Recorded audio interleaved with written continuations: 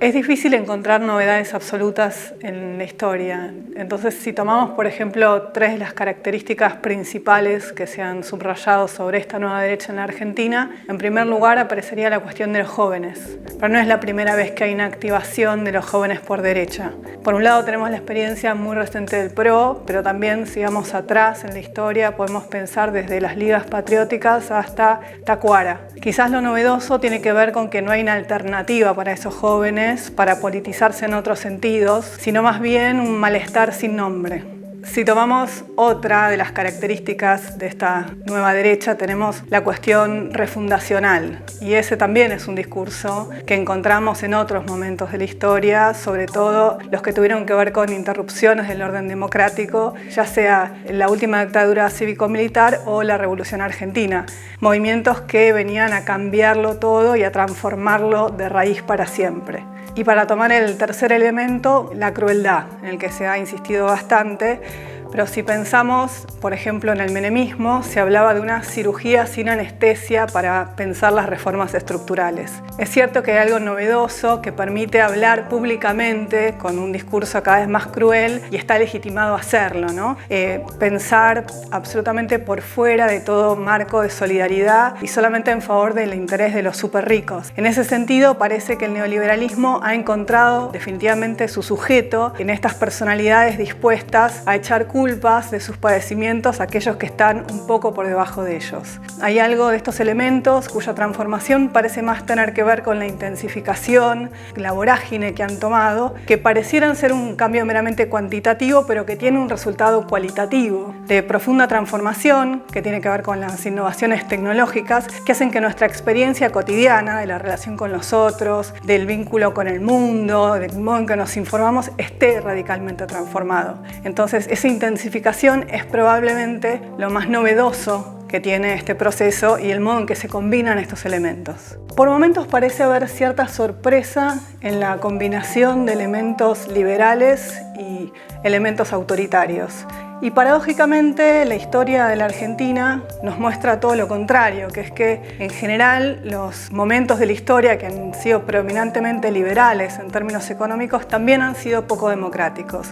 Y eso tiene que ver con la manera específica en que la democracia se ha desarrollado en la Argentina y en las condiciones periféricas, porque las élites o los sectores dominantes eran liberales en relación a su inscripción en el mercado internacional, pero justamente como no estaban encarnando un proyecto nacional de independencia ni de fortalecimiento económico en ese sentido, no tenían un compromiso para la integración democrática de las masas. Entonces, ese elemento que por momentos parece sorprender respecto de otras experiencias en otros lugares del mundo, en el caso de la Argentina está bastante visto. Tendríamos que pensar qué son las promesas o qué fueron las promesas de ese famoso pacto democrático a partir de 1983. Por un lado tenemos la frase famosa de Alfonsín, que con la democracia se come, se cura y se educa. En ese sentido podríamos decir que esas promesas no se vieron enteramente cumplidas y tendríamos que precisar en distintos momentos de todo este periodo democrático el modo en que se cumplimentaron o que por el contrario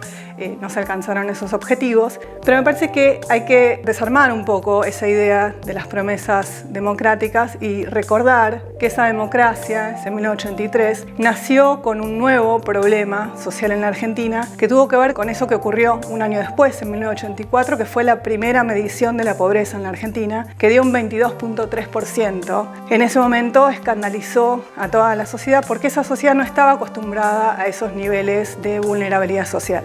El regreso a la democracia lo que trajo fue una estructura social profundamente transformada, con una élite o sectores dominantes más homogeneizados, formando grandes grupos económicos diversificados, y por el contrario, sectores populares heterogeneizados en sus formas de trabajo, cuyas condiciones de vida además fueron empeorando en distintos momentos y en distintas crisis.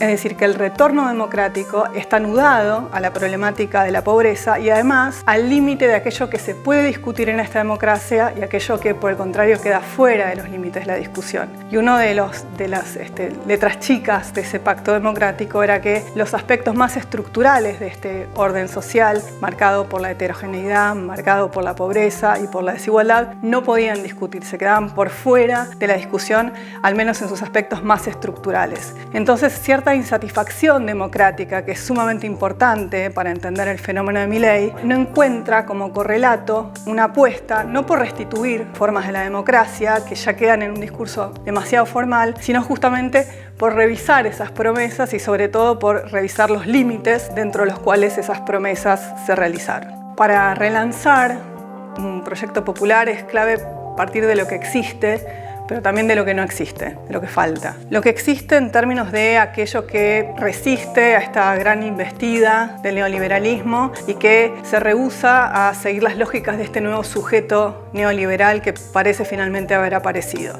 En ese sentido, me parece que todavía nos tenemos que preguntar qué fue lo que resonó, por ejemplo, en esa multitudinaria marcha universitaria y qué fue lo que llevó a esas personas a manifestarse en esa ocasión. Qué formas de lazo, qué formas de encuentro, qué imaginarios, qué sentidos hicieron que tomaran la calle en situaciones tan adversas. Entonces, preguntarnos, por un lado, por los sentidos que aún existen y que en estas condiciones tan adversas vienen a presentarse en la arena pública, pero también asumir aquello que falta. En ese punto me parece que lo que es insuficiente es pensar una salida desde la aritmética de frentes electorales o desde una alquimia de imitar a través de la mímesis esa forma que se nos propone de las nuevas derechas, entonces encontrar un jugador propio que sepa jugar el juego de la radicalización, de la falta de respeto, de la intensificación del debate público, etc., ¿no? Me parece que esas dos no son salidas apropiadas y que además rehúsan el desafío de hacer las preguntas más urgentes, que son las preguntas más difíciles, y es cómo trazar un proyecto de transformación para esta